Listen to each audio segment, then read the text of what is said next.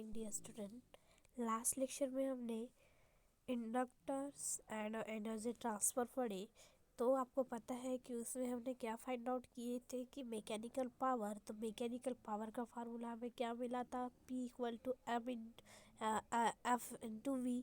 जो फोर्स होता है यानी कितने टाइम में कितना वर्क हो रहा है, यानी क्या होता है मैकेनिकल पावर होता है। तो वर्क यानी क्या होता है फोर्स इंटू डिस्प्लेसमेंट, और D displacement per unit time यानी क्या होता है velocity.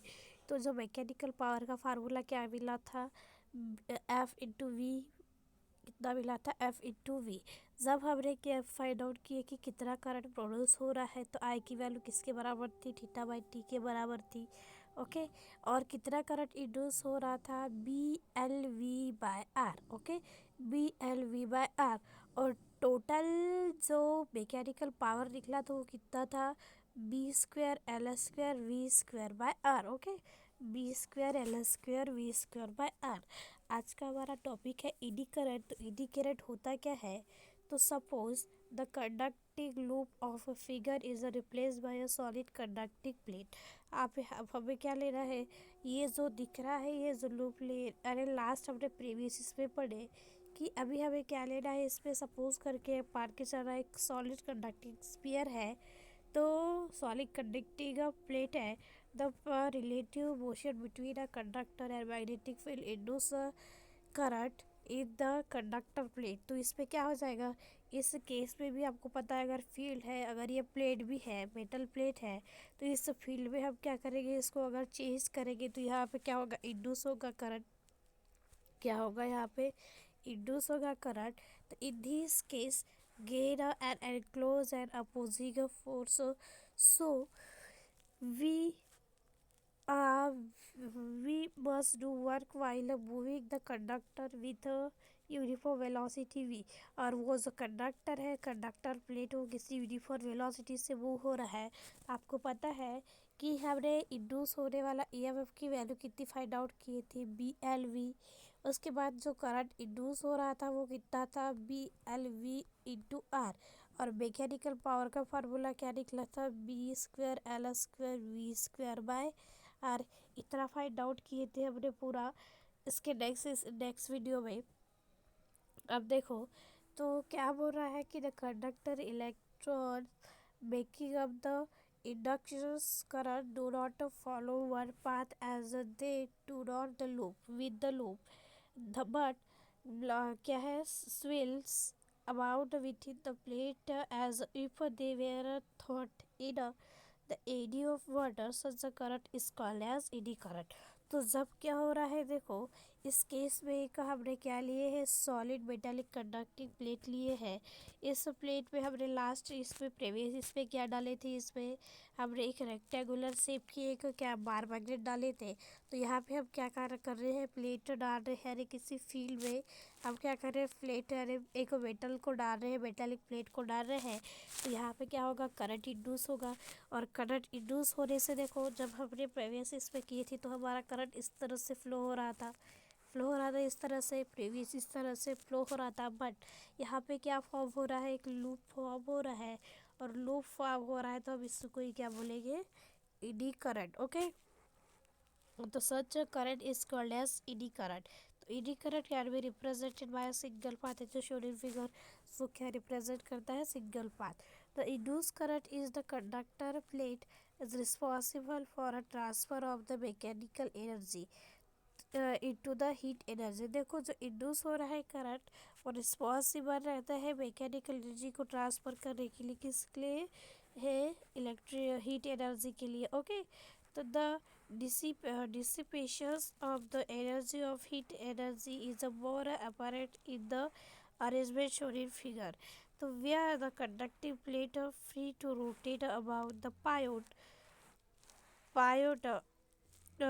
it allowed to swing down pendulum like a pendulum through a magnetic field. In each swing, when the plate enter and leave the field, the portion of its mechanical energy is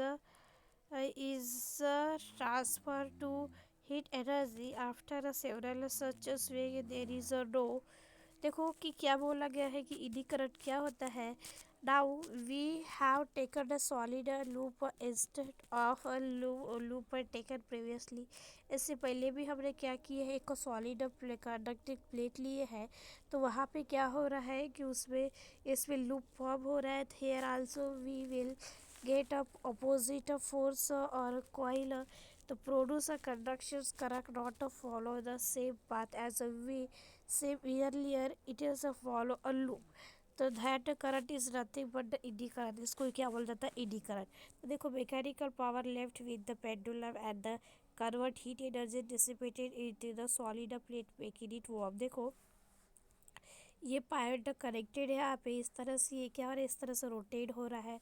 ये जो rotate हो रहा है, तो rotate होने की वजह से यहाँ पे क्या हो रहा है, एक मैग्नेटिक फील्ड इंड्यूस हो रही है।